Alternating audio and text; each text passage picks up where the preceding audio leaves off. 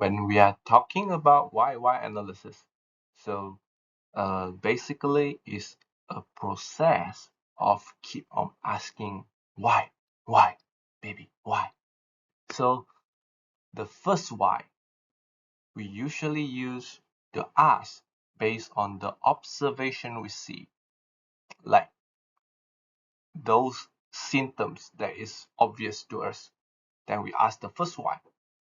Then we get an answer because of what? Followed by another why this will happen. Usually when we get through a few cycles, maybe 3 to 5, you will get towards a number that is very close to the root cause. Getting you to ask more why, you will get to know more details around the problem, around the symptoms, so you can get nearer to the root cause. Then you can solve the problem much more easier. And of course, one of the tips we have is trying to ignore natural reasons, focus on man-made reasons so that we can actually make and change. Okay? We cannot say that, hey, because today is raining, that's why I cannot do this and that. So it is something about the weather and is a bit hard for us to control.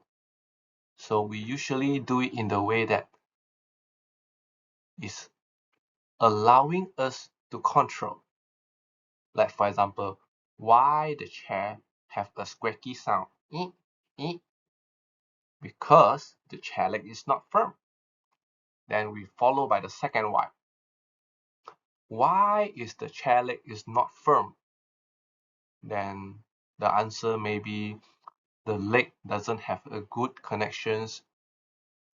Then next why the chair leg don't have a good connections.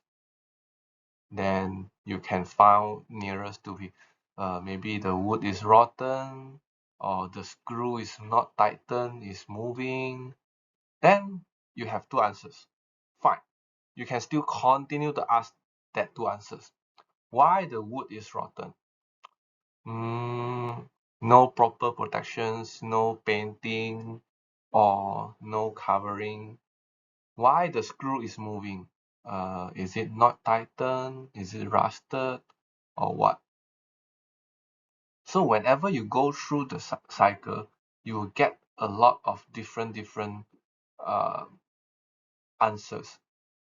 Some of the people will decide to stop at level 3, or I know the wood is rotten, I will change the whole wood. Or some people, it will go all the way until the end because there is no painting on the chair. So we decide to change the rotten wood and to paint the remaining chair with all the painting to make sure there is a layer of protections so that it won't repeat again in the futures. So this is how WhyWhy analysis run. Giving another example, there is no light when the switch is being turned on. I turn on the switch, no light. Why? Why is it happening? This diagram is trying to showcase a multiple root cause or multiple answer WhyWhy analysis. So it can branch to multiple way, and by using this method, you will able to have a very good view or visions on what is overall happening. So why there's no light on when we switch on the light? Is it the power is not coming in? Is it like the light bulb is broken? Or is it the switch itself is broken? Three part.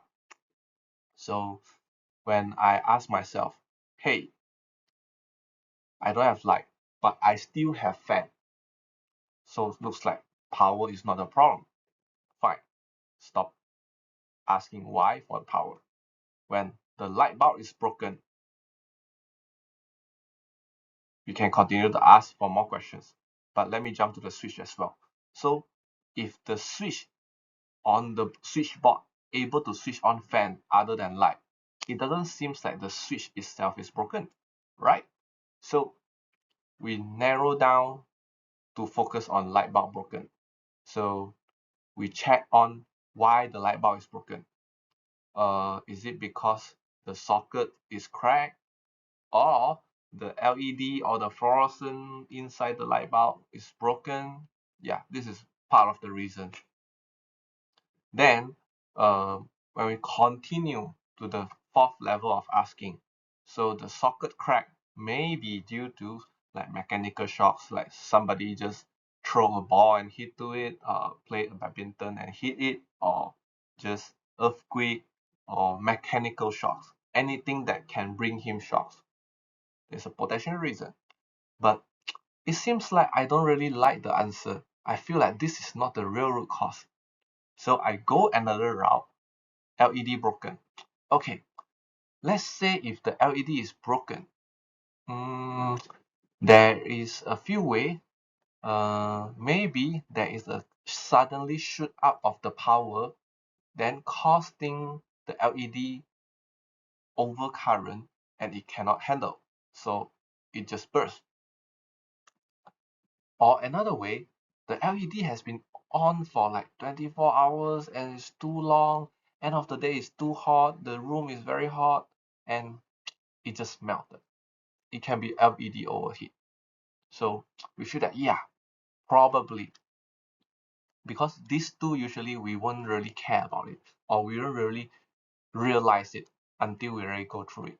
So if the current is spiked, maybe there is no proper protections towards the current circuit, so there is a spike, or there is a power spike from the grid. We usually say that as a lightning. So whenever a lightning, there is a current spike go through all the electrical devices.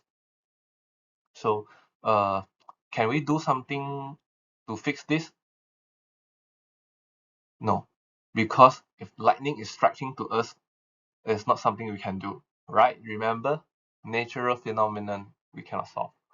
So back to the poor currents protections. Can we do a fuse on the light bulb? Possible, to protect it whenever it's over current, then it burn the fuse instead of burning the LED. True, possible, something we can do.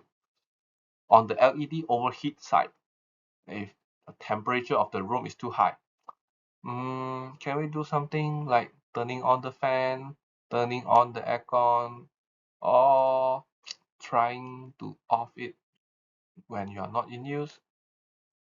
Yeah, possible. I can turn it off. When the heat source, other heat source is very near to the object. Let's just say, I don't know, you are having a light bulb right above an electric kettle that boils water, or on top of a stove that you're cooking. It might be making the LED overheat and melt. So can we shift that? Yeah, that's something we can do on. So overall, this example trying to show multiple branches WhyWhy analysis and hoping that you can go through multiple root cause and trying to get towards the one that you can work on. Then you can fix it.